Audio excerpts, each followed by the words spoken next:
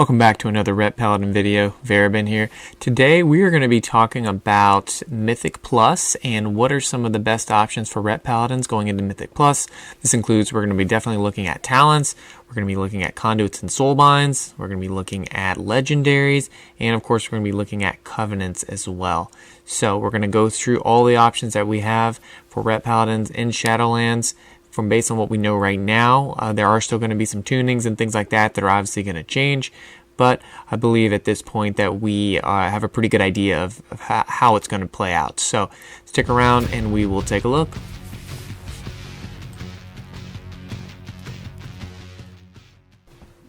Alright guys, the first thing we're going to look at is talents. On the first row, I'm going to recommend Execution Sentence. It's going to help your single target damage. It's going to allow you to do some pretty good burst damage through normal trash packs as well. The other two options are okay, so if you really wanted to pick those you could, but I think it's going to add some really good 1 minute cooldown burst to AoE and single target.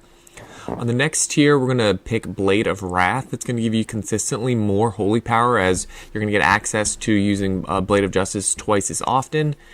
The next tier is your CC tier. I prefer Fists of Justice. All of these picks can be useful depending on your comp in the group, but Fists of Justice is going to give you more frequent access to stuns, which are always going to be important in Mythic Plus. In the next tier, I prefer Unbreakable Spirit. It's going to give you more access to your cooldown to Divine Shield and Lay on Hands and Shield of Vengeance, and allow you to use those more often, giving you better survivability. The other two options are okay, but they're probably not great picks. In the next tier, the level 40 tier, all of these options are okay. I think Divine Purpose has probably fallen out of favor a little bit because of the RNG aspect of it. So Holy Avenger or Seraphim are probably your picks. I kind of like Seraphim because if you have 3 leftover Holy Power at the very end of a pack, you can kind of hold that and then throw up Seraphim and have a pretty bursty beginning to the next pack. So I kind of like that one. The next tier, at the level 45 tier, you're either going to pick Healing Hands or Selfless Healer. I prefer Healing Hands because combined with Unbreakable Spirit, it's going to give you pretty frequent access to Lay on Hands that you can use in a pinch. So that's going to be, your team is going to appreciate you quite a bit for that one. In the last tier, I prefer the recently added talent of Final Reckoning, and that Final Reckoning is going to be uncapped AoE damage on a 1 minute cooldown, and it's going to allow you to burst an AoE pretty hard, which is obviously going to be really important in Mythic Plus. With only a 1 minute cooldown, you're going to be able to use this pretty regularly. Crusade is okay. I think later on in the expansion, Crusade's probably going to be pretty good, and Sanctified Wrath is another one that's actually pretty good for kind of sustained AoE, but I think Final Reckon is going to be the pick here. So obviously, depending on your group comp and everything, you can maybe make different choices, but that's what I would pick. So for Soulbinds and Conduits, here's the recommended path that I'm going to show you for Mythic Plus. This is using Pelagos, and unfortunately Pelagos' top and bottom ability that are showing up here now just give you a flat stats, and if you go look at the other Soulbinds, a lot of those don't really have any even stats at all.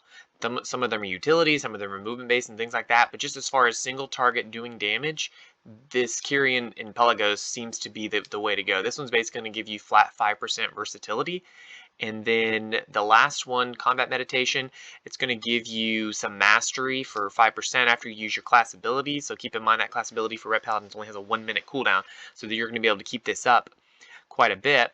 And when you walk through, it procs these little blue orbs on the ground, and when you walk through those, it extends it.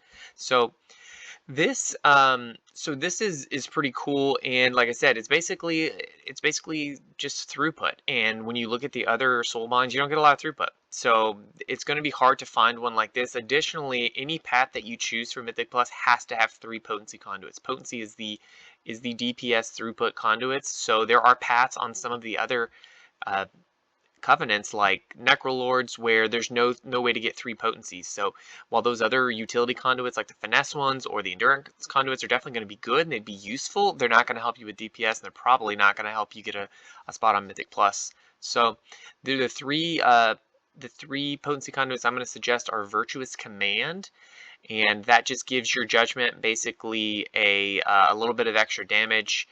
And as far as it's going to give you additional holy damage, and that's going to scale really well with additional mastery that we're going to get because the damage is holy damage. So that's going to be really good. And for the endurance conduit, you do have some options here. I like Divine Call. Every time that you take damage, you can reduce Divine Shield's cooldown a little bit, and so that's pretty cool.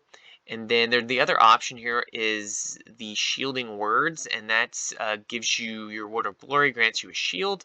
So I think that one's okay. I don't really want to be using word of glory though in Mythic Plus if we can help it, because it's going to take away from damage. And then the next conduit we're going to use is Ringing Clarity. This is going to be a really good conduit for doing damage on single target.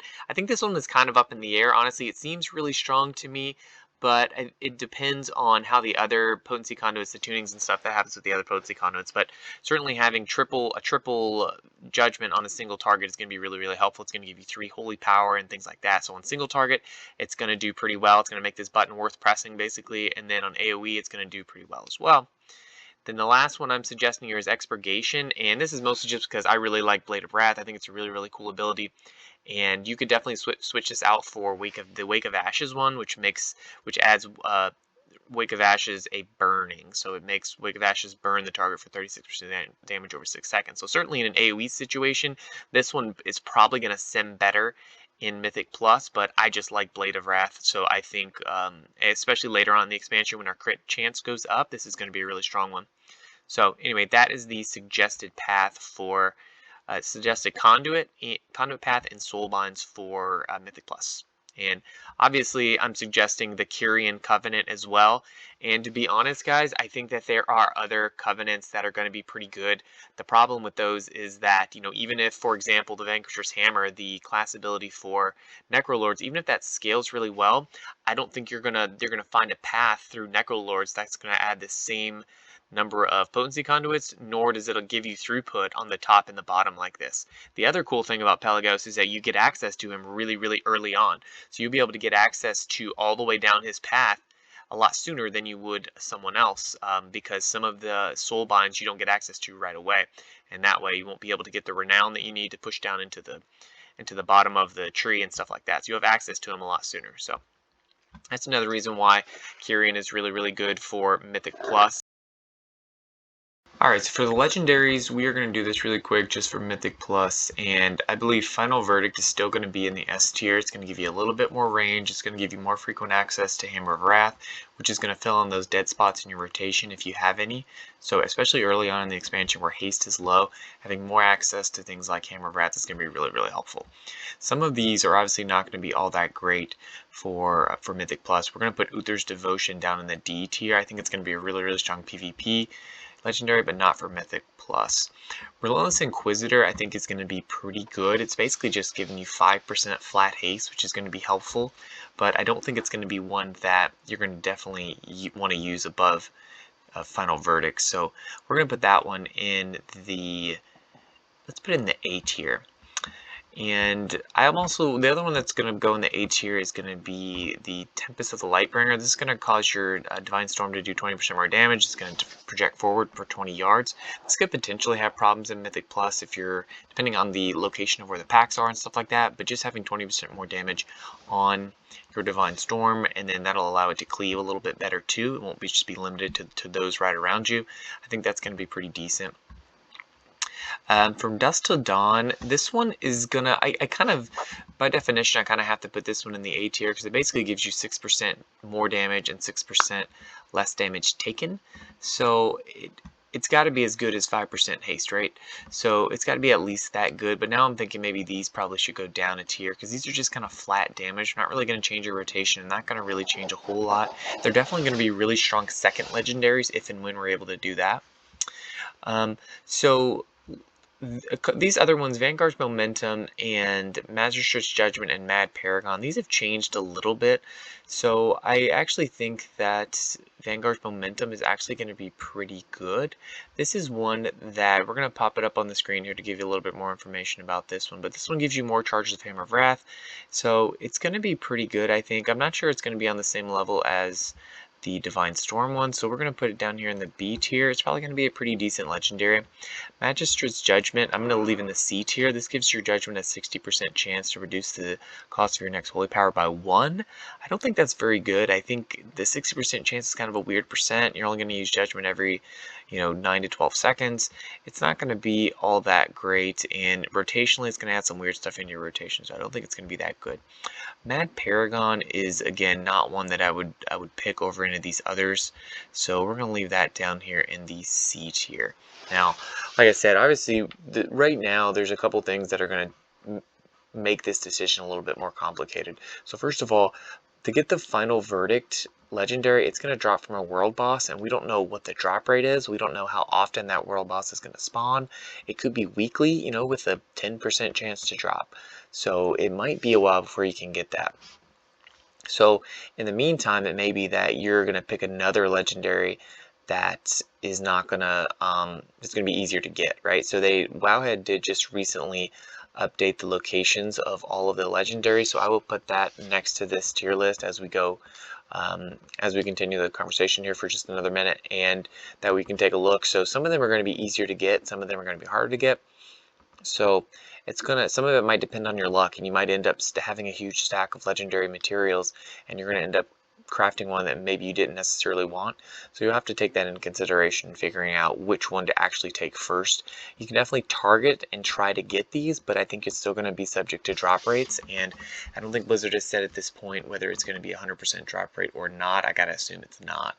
But anyway, that is all for the legendaries.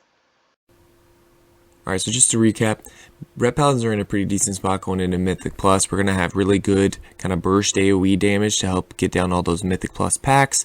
In single target damage, we're going to struggle a little bit. I'm hoping that we get some tuning through these last few weeks of beta that will allow us to really excel in all aspects of Mythic Plus. But I'll put a reminder here about our suggested talent build, and then the suggested Soulbind, which is Pelagos, and obviously the Covenant of Kyrian.